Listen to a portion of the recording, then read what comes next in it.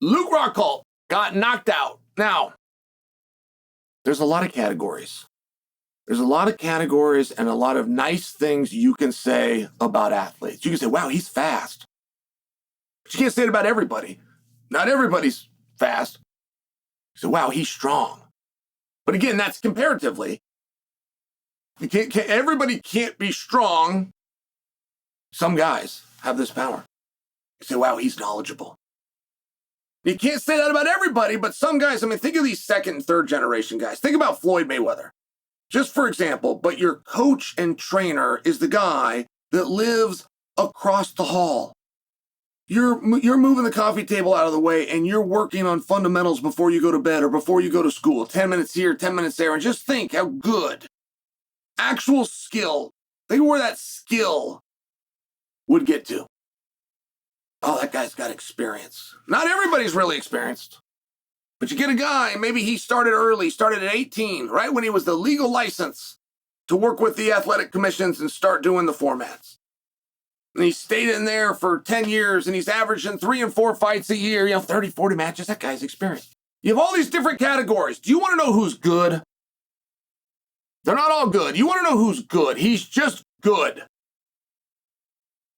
Darren Till. If you watch the way Darren Till's body moves, if you ever watched Darren shadowbox, for example, but his understanding of what's happening, his understanding of range, not to mention he can turn range into power because he keeps his distance and he's got precision. He is not the strongest guy. He is not the fastest guy. He is not the most experienced guy. He's not the most flexible guy. There's plenty of things that he's not. He is good. Darren Till has an understanding of unarmed combat, of how to inflict damage on another man. And I just see it because there is things that Darren Till doesn't always do from a competitive standpoint.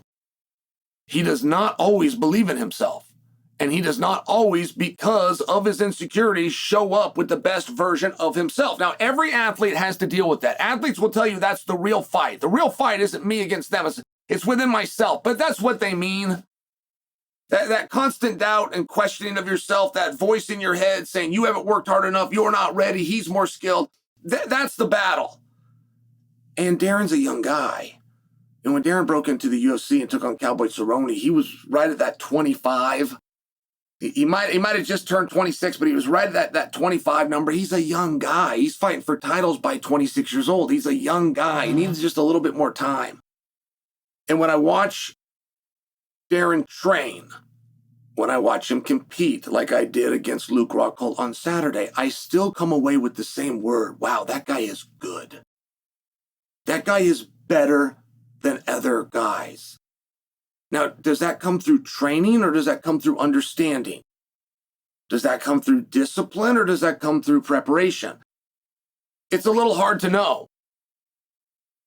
But you know it when you see it, and he's good. Okay? He's really good. I can't stop short of telling you, if we are doing this MMA, but we want a younger guy and we're still in a sweepstakes for Jake Paul, I really like the idea of Darren Till versus Jake Paul. Jake Paul turns out to be good. But I think Darren does something a little more special with his combinations. I think he does something kind of special with his setups. That would be an interesting fight. Jake could beat Darren. But Darren could beat Jake too. That's a very competitive and close, at least on paper, matchup. But I hope that you guys give that some consideration. When he goes out there and Darren puts Luke Rockhold down, that's a really hard thing to do. Luke is a competitor. You're talking about boxing, checking boxes. Luke does believe in himself. Luke does believe he's going to beat Darren Till. Luke does believe that he has the skills to be a professional boxer. He is not short. And then when you go and look at his body, a picture's worth 1,000 words. That's why we do the weigh-in, or the face-off rather. All we need to do legally is get them on the scale. We choose to then face them off because a picture is worth 1,000 words. But it is a very good tool for us, the observer, to look at the guy's body, to look at his body, hear what he weighed, juxtapose that against previous pictures of his body and previous weight classes he had, and then we try to get a determination on his level of fitness. That's what we do. That's how this works. And Luke looked awesome. And Luke is awesome. And there are plenty of days throughout Darren Till's career that Luke could have beat him.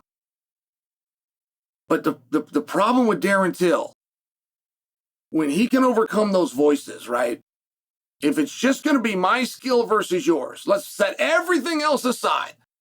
Forget whose father did this or whose mother loved us more when we were children. If I can just make this about what I know versus what you know, Darren Till is going to beat you.